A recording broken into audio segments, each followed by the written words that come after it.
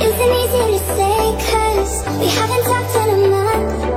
And when you see me with him, you'll probably think I'm moved on.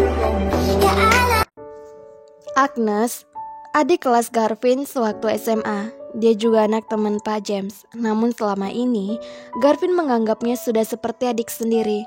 Mereka sering pergi bersama dulu sebelum Agnes pergi ke London untuk kuliah. Ia juga sangat akrab dengan keluarga Garvin. Agnes sendiri sudah seperti anak bagi keluarga Pak James. Agnes dengar, kakak udah nikah. Serius? Kakak gak bercanda kan? Aku gak percaya kalau kakak benar-benar nikah. Karena mana mungkin seorang Garvin dengan mudahnya jatuh cinta.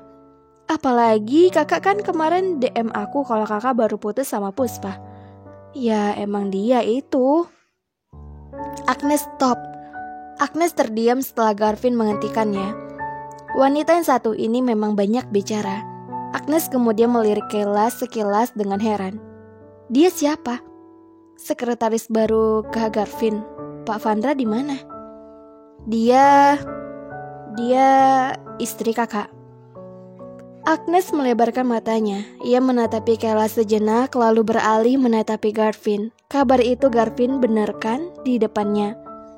Padahal sebelumnya Agnes tak percaya jika Garvin benar-benar menikah. Kok bisa? Ceritanya panjang. BTW, kamu ngapain di kantor? Aku mau kerja di sini.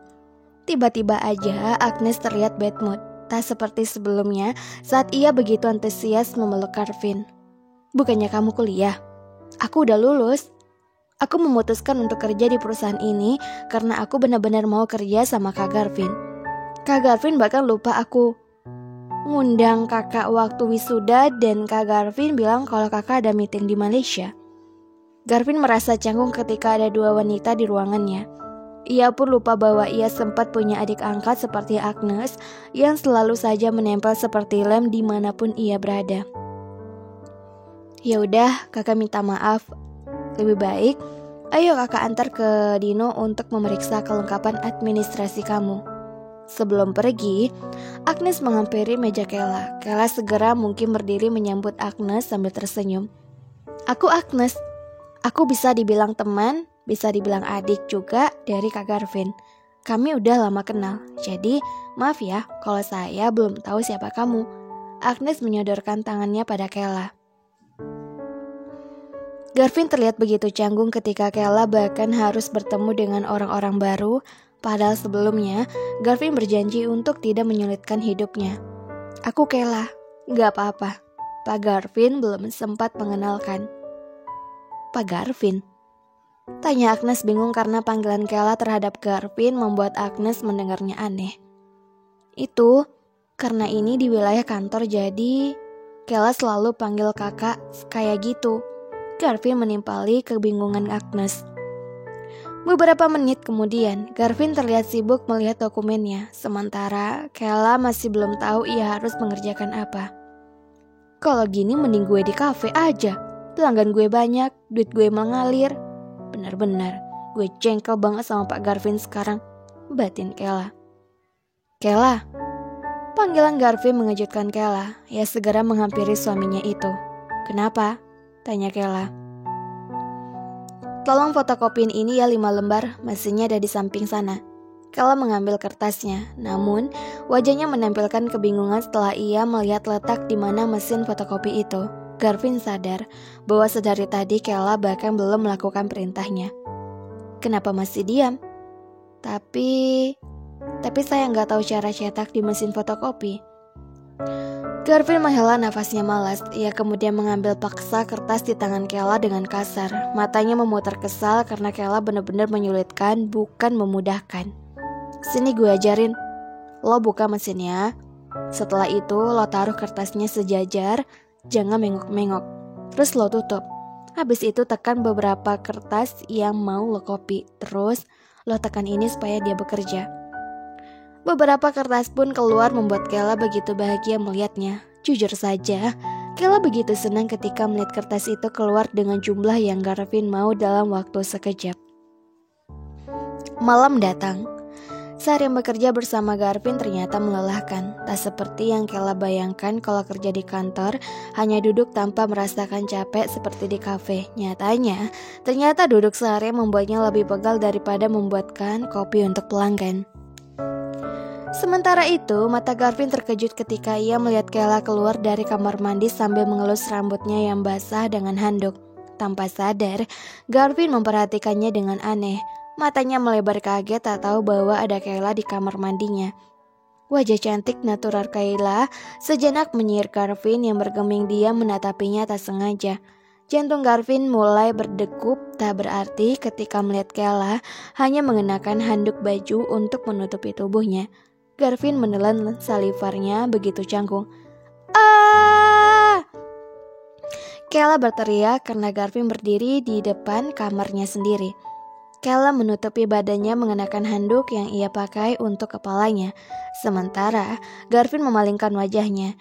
Ia begitu canggung ketika Kela berteriak karena kaget melihat dirinya. Sorry, gue nggak tahu lo lagi mandi." "Pak Garvin mau mandi?" tanya Kela. "Iya, maksudnya itu, iya gue baru mau mandi. Kamar mandi utama lagi dipakai sama mama, jadi gue mau mandi di sini." Garvin yang terlihat malu lantas pergi memasuki kamar mandi. Sementara wajah Kela yang memerah ia tutupi dengan handuknya. Aduh, kenapa sih dia tiba-tiba muncul begitu? Garvin dan Kela terlihat sama-sama canggung di dalam satu kamar. Garvin terlihat duduk di sofa, sementara Kela duduk di atas kasurnya. Merasa ada yang mengganjal hatinya. Kela pelan-pelan menghampiri Garvin. "Pak Garvin, kenapa lagi? Saya mau tidur di sofa. Saya nggak mau lihat Pak Garvin tidur terus di sofa, sementara kamar ini punya Pak Garvin. Kan gue udah bilang, lo tidur aja di sana. Nanti kalau ada yang tahu gue nelantarin lo gimana? Tapi Pak Garvin, nanti kalau Pak Garvin masuk, angin gimana? Terus sampai kapan kita begini terus?" Garvin yang telah jengkel lantas menggenggam tangan Kela dengan kesal. Sementara Kela terkejut apa yang akan dilakukan Garvin padanya saat itu. Pak Garvin apa-apaan ini? Jangan macam-macam ya, saya laporin polisi nanti." Bruk! Garvin mendudukkan Kela pada kasurnya dengan jengkel. "Lu tidur di sini, biar gue tidur di sofa, ngerti? Tapi nanti Pak Garvin..." Oke, stop. Lo terlalu banyak omong tau nggak? Kalau gitu gue akan tidur di atas kasur sama lo, puas lo. Garvin pun menaiki kasurnya dengan kasar. Ia lantas menarik selimutnya untuk menutupi setengah badannya. Sementara Kela terkejut dan hendak untuk berdiri, tapi tangan Garvin menghentikannya untuk beranjak dari kasur. "Ayo, apa kelanjutannya kira-kira?" Kela begitu terkejut ketika Garvin menggenggam tangannya. Ia berusaha melepas, namun Garvin tetap menggenggamnya dengan begitu erat. "Pak Garvin, lepas! Lo mau lapor polisi kalau suami lo tidur di kasur yang sama kayak istrinya gitu. Laporan lo bisa diketahui sama mereka." Teng. Ucapan Garvin membuat Kela bergeming. Kalimat Garvin memang benar, tapi kenapa Kela mesti takut pada suaminya sendiri? "Tapi kita kan terpaksa menikah, jadi sesuai perjanjian Pak Garvin gak boleh melampaui batas." "Kalau gitu gue akan bilang orang tua lo kalau kita pura-pura nikah, dan lo buat orang tua lo kecewa. Terlebih lagi kalau papa gue tiba-tiba kena serangan jantung gimana?" "Pak Garvin ngancam saya?" Kela menjulangkan alis mata yang kesal. "Maka dari itu lo tetap di sini, jangan takut. Gue nggak akan nyerang orang sembarangan. Terlebih lagi gue nggak suka sama lo." Garvin mengusap hidungnya seraya canggung tanpa menatap wajah Kela. Hampir tengah malam. Kela maupun Garvin belum kunjung memejamkan mata mereka. Kela begitu kaku ketika ia berbaring di samping Garvin. Sementara Garvin hanya bersandar di bantal tinggi dengan tangannya yang menopang kepala. Ya, Garvin terlihat begitu tak nyaman ketika ia tidur di samping Kela. Kela sendiri terus menutupi tubuh dan juga setengah wajahnya dengan selimut. Ia melirik Kela sesekali dengan rasa khawatir. "Kenapa gue kayak gini ya? Sial, udah full AC tetap aja panas." Garvin membatin salah tingkah. Kenapa lo gak tidur?" tanya Garvin yang sedari tadi sudah tahu Kela juga belum kunjung tidur. "Apa? Itu saya gak bisa tidur di ruang gelap." Garvin menghela napasnya sejenak. Ia kemudian menyalakan lampu sesuai keinginan Kayla. Kayla sendiri kaget, padahal Garvin sendiri tidur selalu dengan kamar yang gelap. Garvin kembali lagi ke kasurnya dengan mata memencar canggung. "Apa kita perlu surat kontrak?" tanya Kayla tiba-tiba. "Kontrak?" "Iya, karena kita pura-pura menikah kayak gini dan kita juga punya persyaratan, kenapa kita nggak buat kontrak aja?" Kayla pun yang mengajukan pertama kali perihal kontrak pernikahan. "Kita nikah kontrak maksud lo? Setelah gue ijab kabul di depan semua orang dengan keringat dingin?" tanya Garvin. "Karena dari awal kita gak saling punya perasaan satu sama lain. Jadi demi masa depan masing-masing, kita harus tulis kontrak supaya satu sama lain gak ada yang bisa melampaui batas." "Lo kira gue cowok?" "Bukan gitu maksud saya. Saya punya impian di luar sana, tapi karena pernikahan ini impian saya harus tertunda. Saya emang mau menikah, tapi setelah saya sukses mendirikan kafe sendiri, dan itu pun sama orang yang saya cintai." Garvin bergeming ketika Kayla bahkan mengatakan apa impiannya selama ini, dan Kayla merasa menyesal setelah tahu kalau ia akan menikah dengan cepat bersama orang asing yang bahkan tak pernah Kayla kenal. Garvin tahu betul bagaimana perasaan Kayla jika berada di posisinya kini. Satu sisi, Garvin merasa bahwa para orang tua mereka telah mematahkan impian anak-anaknya, tapi ia pun merasa sedikit bersalah telah memohon Kayla untuk menikahinya demi permintaan sang papa. "Apa lo gak punya pacar?" tanya Garvin membuat Kayla melotot. Pacar? Itu lo jomblo kan? Kalau lo punya pacar pasti akan mudah buat menentang permintaan papa gue." "Emangnya salah ya? Saya gak punya pacar. Punya pacar pun belum tentu bisa lari dari masalah." Kayla berusaha membela diri. "Lo gak pernah jatuh cinta?" tanya Garvin membuat Kayla terdiam menatapi wajah Garvin yang begitu tenang. Belum pernah." Garvin tertawa setelah Kayla menjawabnya begitu jujur. "Apa yang lucu?" Kayla bertanya jengkel. "Udah lo tidur, biar nanti semua gue yang urus."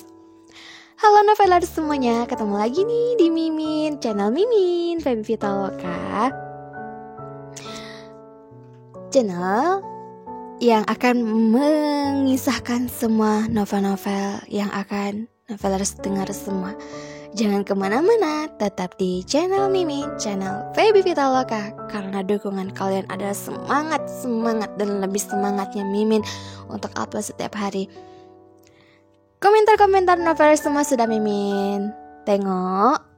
Tolong dong kasih sarannya, ada tidak yang ke novel Mimin yang buat novelers semuanya kecewa seperti novel yang sebelumnya. Mimin mohon maaf yang sebesar-besarnya karena novel Mimin sebelumnya banyak mengecewakan semuanya, dengan ending juga yang tidak sesuai dengan